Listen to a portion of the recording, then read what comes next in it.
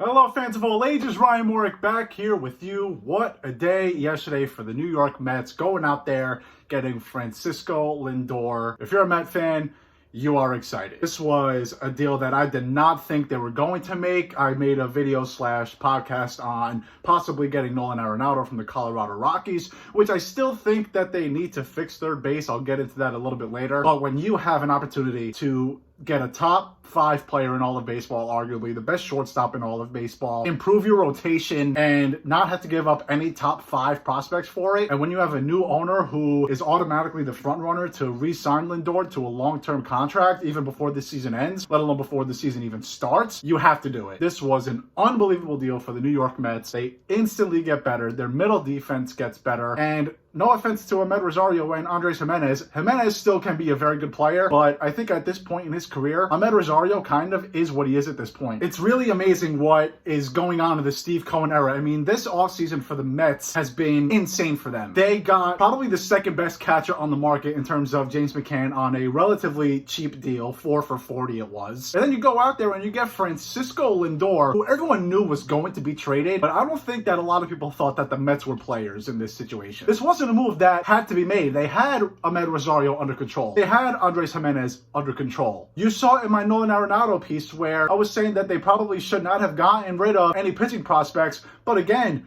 when you get a starting pitcher in that deal, that seems like a no-brainer. If the Indians didn't include Carrasco in that trade, I probably would have done it anyway. And I know a lot of people in the industry are apparently saying that the Indians got absolutely fleeced. And I guess desperate times call for desperate measures. But hey, a win is a win for the New York Mets. An unbelievable deal. You get a guy who is going to be your clubhouse leader, and I think that title right now belongs to a guy like Pete Alonso, and this is no offense to Alonso at all. But do you really want your clubhouse leader to be a guy who is entering his 3rd year, a guy who has only played in about 210 MLB games, a guy who has no postseason experience, and again, no offense to Alonso, but a guy who in his last 160 games has kind of been struggling? And I love Pete Alonso. I think he's uber talented. I think his power is immense, but now you're getting a guy who has played in a World Series, a guy who has played under the brightest lights, a guy who has shined under the brightest lights, a guy who has done this all while being a top 5 player, a guy who is extremely marketable. I don't want to say that Francisco Lindor is the face of the team just yet because he hasn't played a game yet. I think that title still belongs to Jacob deGrom or Pete Alonso, but Francisco Lindor instantly becomes this team's best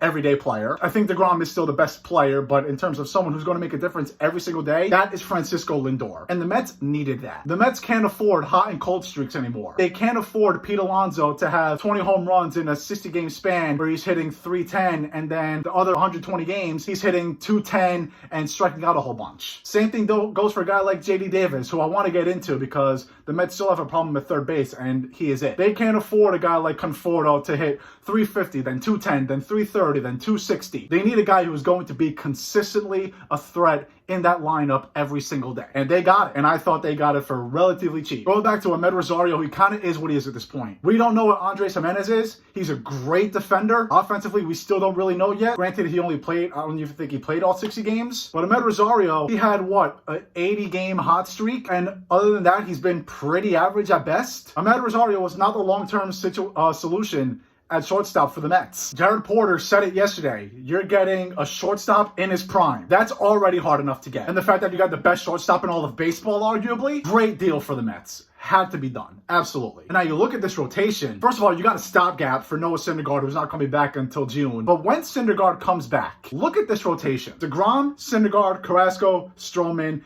and then either Steven Matz, David Peterson, or Seth Lugo. I personally think Seth Lugo belongs in the bullpen, but you have 6 decent pitchers. Steven Matz is shaky, but that's 6 pitchers who can at least, you have 5 pitchers who can give you innings. Seth Lugo, if he gets stretched out, can eventually become somewhat of a decent starter. I think he belongs in the bullpen, but nonetheless, you have a complete rotation now. They still need to work on some rotational depth, and I think they're going to do that. Masahiro Tanaka's still on the market. Jake Odorizzi is still on the market. I think this takes him out of the equation for Trevor Bauer, but I think that's okay, because I still think that they have a need at third base. They still have a need in center field. I don't think Bauer is necessary for them, because again, they have a complete complete rotation now. They have 5 pitchers. And then when Syndergaard comes back, you'll have 6. Ideally, you want Seth Lugo in the bullpen, but for the time being, you will live. And if David Peterson can be what he's supposed to be, you have a dangerous rotation. You get Marcus Stroman at his best, and we've seen him at his best. He's been a Cy Young candidate before, an all-star. That rotation can be elite. Jacob deGrom is the best pitcher on the planet. Noah Syndergaard, for about 3 years, was one of the best pitchers on the planet. This rotation has the potential to be extremely good now. And this offense just gets so much better too. And one of my big takeaways from this is you can now have Jeff McNeil play second base every day instead of moving him to left or right or third. You can play him at second base every day. And the fact that he's a great hitter while moving around all over the field, just imagine what he's going to do when he's playing second base every single day. And now apparently there are conversations about Chris Bryant. If I'm the Mets, I go and attack that, which is why I said I think they should have gotten Nolan Arenado, because I think third base is a big question mark. And to be completely honest, I don't think we know what J.D. Davis is offensively. He had a great season in 2019. 2020 was shaky, granted a 60-game season. I don't think we know what he is offensively though, but we do know what he is defensively. And over the course of a 162-game season, he's unplayable almost everywhere on defense. So the Mets need to figure something out defensively, because if there's no DH in the National League, you're affecting Dominic Smith most likely and or Pete Alonso, because one of them has to sit on the bench. The only thing that I can possibly think of, and this is going to sound wild, but Pete Alonso at third, which he used to do in college, but it's obviously not that easy to put a first baseman at the hot corner, a first baseman who's already not that great at defense. And I think Pete Alonso can get very good defensively. He has that attitude where he just wants to be great at everything, but sometimes you're just not that all great defensively. It happens. Now, if there's no DH, you can't take J.D. Davis's bat out of the lineup, at least for most of the year. He's going to get 400 to 500 at bats, you assume. And Dominic Smith, Sandy Alderson said it yesterday, him in left field is not ideal for this team. I think Dominic Smith is better at left field than J.D. Davis is. And what Francisco Lindor does is he at least puts J.D. Davis in his natural position, but he's still not good defensively at all. Maybe he can get better. Maybe if he sticks to one position, he can get better. Maybe if Dominic Smith sticks to left field, he can get better. But this is why I also think they need a guy like George Springer. And he's definitely still available. He's definitely a guy that the Mets can still afford. You put George Springer in center field, I think that helps Michael Conforto in right. I think that helps Dominic Smith in left. I think that helps Brandon Nimmo if you want to put him in any of the corner outfield positions. I'm not sure what they're going to do for Chris Bryant or any third baseman. They did just get Brandon Jury on a minor league deal who can be a defensive replacement late in the game. And that's still a hole for them, third base. But there's still 2 months left of the offseason, a little bit more. There's 3 months left of the offseason just about. You can't just say no to getting Francisco Lindor. And I hate to look on the negative side of this deal because there is a negative to it. Look, 2021, the Mets are going to be good. But after this season,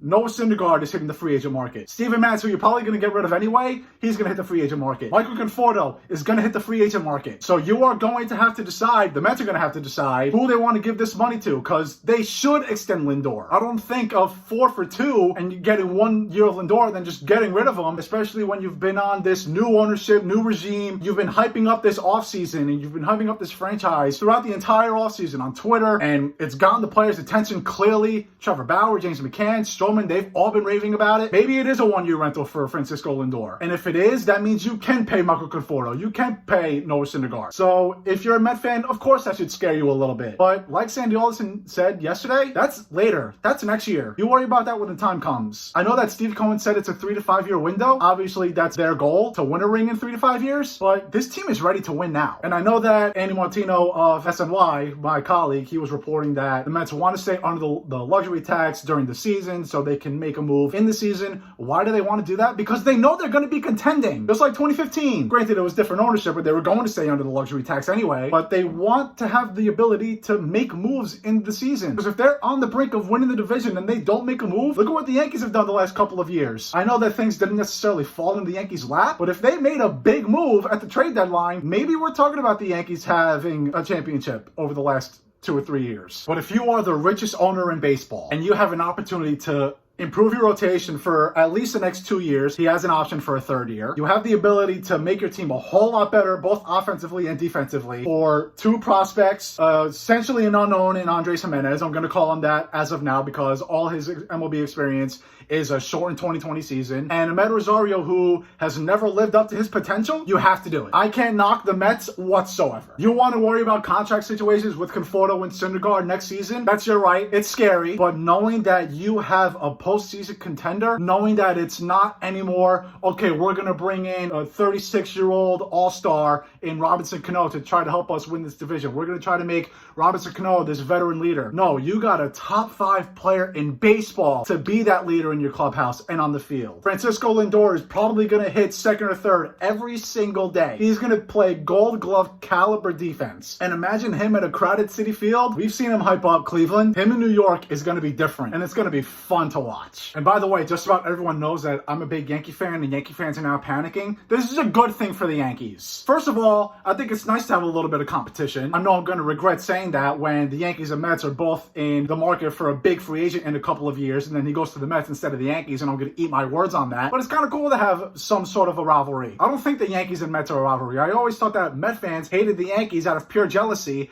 and Yankee fans who hated the Mets kind of they just didn't get it. I always thought that was kind of weird that Yankee fans hated the Mets. Met fans hated the Yankees. I understand that, obviously. It's jealousy. But in terms of DJ LeMahieu, that's one less spot that he's going to go to. And now this helps DJ LeMahieu's market. I'm assuming it does, because if Francisco Lindor has a price now, we know the price. We now know DJ LeMahieu's price. So if I'm the Yankees, I'm not panicking yet. I don't think Francisco Lindor going to the Mets virtually affects the Yankees in a negative way at all. I don't see why that would be a thing. But the Mets, you gotta be thrilled, man. They've already been a postseason contender, but now you would be legitimately surprised to see this team not make the postseason. They're going to have a very good rotation when Noah Syndergaard gets back, and I don't think they have a hole in their lineup. Let's go through it. Behind the plate, James McCann, he is what he is. He's become a very good hitter over the last couple of years. Pete Alonso, we will see, but you know that he's a power threat. Anytime he's up to the plate, he is a threat to drive in runs. He's not going to hit 300 like he did in that first half of his rookie year, but he has the potential to hit 40 home runs a year. Jeff McNeil, one of the best hitters in baseball. Francisco Lindor, top player in baseball. JD Davis, we've seen what he can do at his best. Let's assume Dominic Smith is in left field. He was an MVP candidate last year. Worst case scenario, Brandon Nimmo is in center. Guy gets on base. Guy has a great eye, a great base runner. Best case scenario, you get George Springer. Great defensively, great offensively. And if it's neither of those guys, you might get Jackie Bradley Jr., who was probably the best defensive center fielder on the market. And then Michael Conforto, great hitter. A guy who can easily be an MVP candidate. I don't think he's ever really filled up his potential, but he's still a great hitter in my eyes. Where's the hole in this lineup? Your only legitimate question marks are what are Pete Alonso long-term and what are JD Davis long-term. Other than that, and especially if you have the DH, you don't have any holes in your lineup. Defense is still an issue, but I think this offense, and we've seen how much offense now matters, this offense can outslug anyone. When Jacob deGrom comes out in the 7th inning, you're not going to be worried about the offense shutting down. Why? Because the offense will probably finally be winning and giving Jacob deGrom some runs. Jacob deGrom's career is lack of run support. That's not going to happen anymore. This was a great move for the New York Mets, and if they want to become a legit World Series contender, they're talking to Chris Bryant right now, who's fallen off a little bit, but his defense has not left. He's a great defensive third baseman. Plug him in at third base, see what prospects you can get rid of, see if there's anyone in the major leagues that you might be able to get rid of, to shed some salary and then make another move for a center fielder or something like that. That's going to hurt some people because that includes names like Brandon Nimmo and worst case scenario, even Dom Smith or Pete Alonso or Luis Guillorme, who might even be the everyday third baseman because he's a great glove. But if the Mets are going to get Chris Bryant after all of this, they are World Series contenders. Met fans, enjoy it. The sadness is over. Thanks for watching. See you guys next time.